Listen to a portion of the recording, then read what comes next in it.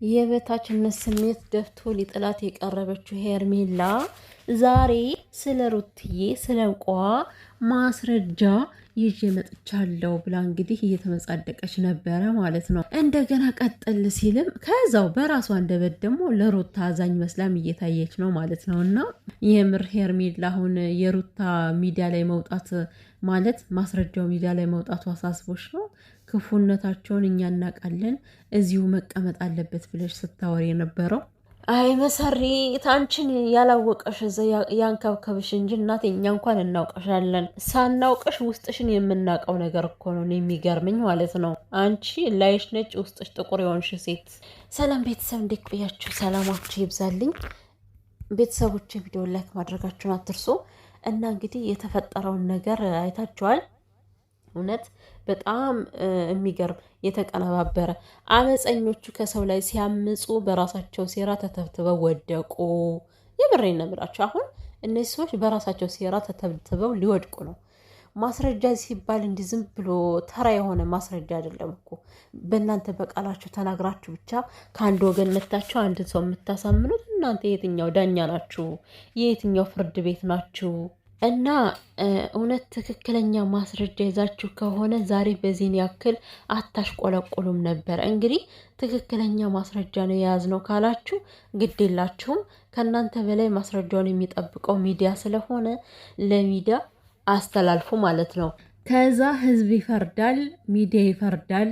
ማነው ጥፋተኛ የሚለው ይታያል። እና ተራ በሆነ ነገር አቀነባብራችሁ ቤተሰቦቼ አላዛርን የምትመለከቱ አሁን በቅርብ ጊዜ ያደረገው ምን እንደሆን ታውቃላችሁ?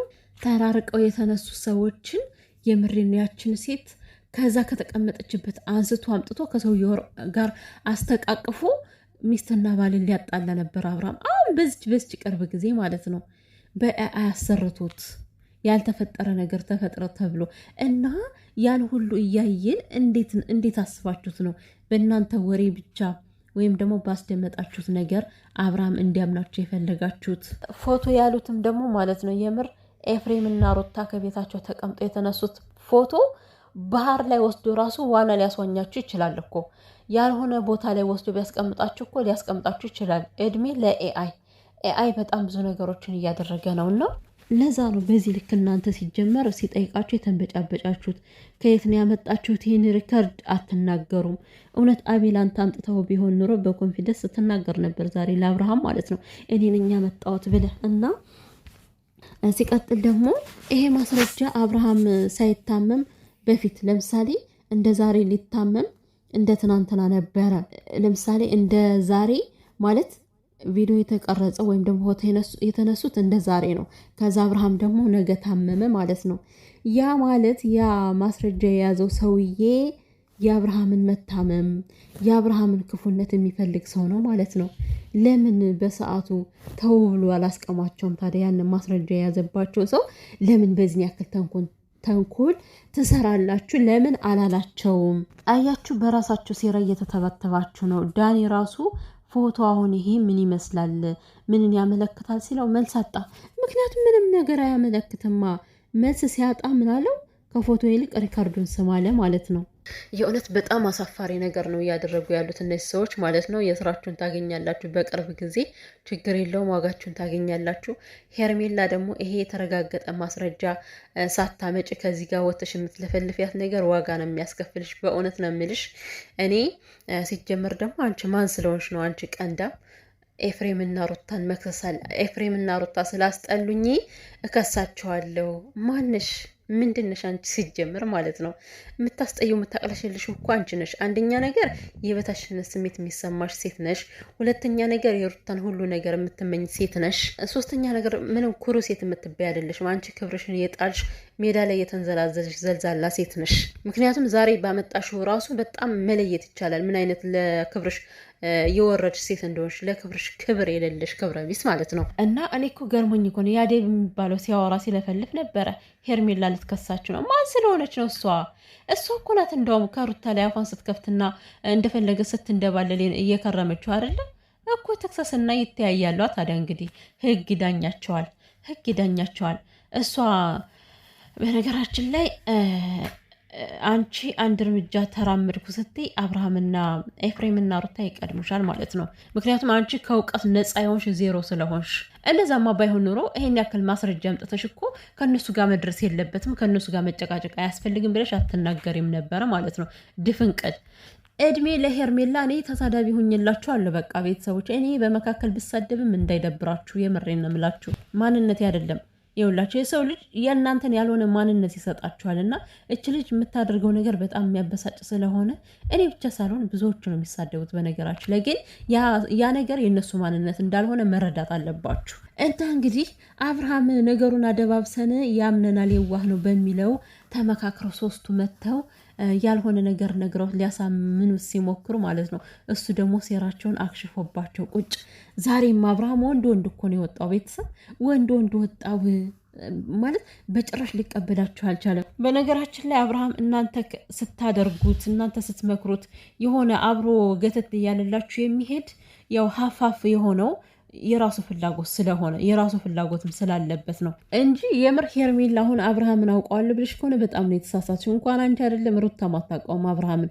አብርሃም ማለት በጣም ቆቅ የሆነ ሰው ነው፣ ልደርሽበት የማትችይው ገባሽ? እና የዋህ ነው አውቀዋለሁ ብለሽ ዛሬ ስለሚስቱ ያልሆነ የሆነ ነገር ሰካክተሽ አምጥተሽ በእርግጠኝነት እነሱ ነው ያደረጉብህ ብለሽ በኮንፊደንስ ተናገርሽ ማለት ነው። እንግዲህ ይሄን ያክል ኮንፊደንስ የሚሰማሽ ከሆነ ከሩታ ፊት ቁመሽ እችን ነገር ታለበልቢያታለሽ። ከዛ ስትገረፊ ታዋሪዋለሽ።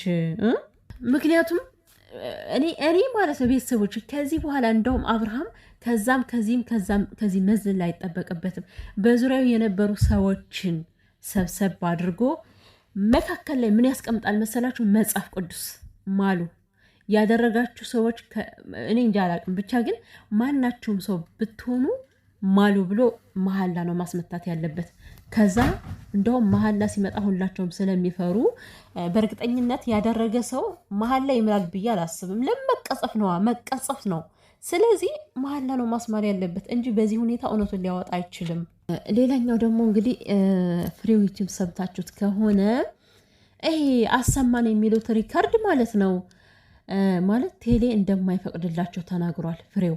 ምንም በጭራሽ ከህግ ጋር የተያያዘ ካልሆነ በስተቀር በጭራሽ ማንም የሰውን ድምፅ አውጥቶ መስጠት አይቻልም ብሏልና ይህም ትክክል ነው። ምክንያቱም እነሱ የሆነ ነገር ጠልፈው እውነት እኮ ነው፣ ግን ምንም የሚመስል ነገር አይደለም እኮ። የሆነ ሁለት ሰዎች ሲያወሩ ተጠላልፎ ከሆነው የዛን ድምፅ መስማት ይቻላል። ነገር ግን ሶስተኛ ወገን እንዴት ነው ሊሰማ የሚችለው? እና የማይመስል ነገር አምጥታችሁ ግዴታ እኛን መነን የማይሆን ነገር ነው ይሄ። ማስረጃችሁ ገና በጣም ብዙ ብጥብጥ ያነሳባችኋል። አብርሃም እኔ አሁን ምርጫ ላይ አይደለሁም እያለ ትንገበገባለች።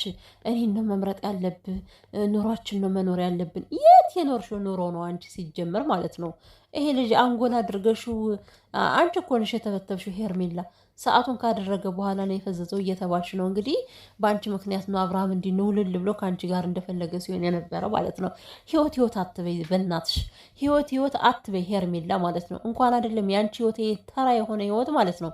ሩታ ማግብታ በአንድ ወር ሳይሞላት ነው ህይወቷን ብትንትን ያደረግሽባት ያበታትንሽና አንቺ የተረገምሽ እና የትም ኤዲት አድርጋችሁ ያመጣችሁትን እናንተ እንደፈለጋችሁ ቃቃ ተጫወቱበት። ያሉበት ቦታ ስልክ ነው እያልሽ የምታወሪው ከዚህ ጋር አውጥተሽ አሳይ ነው የተባልሽው።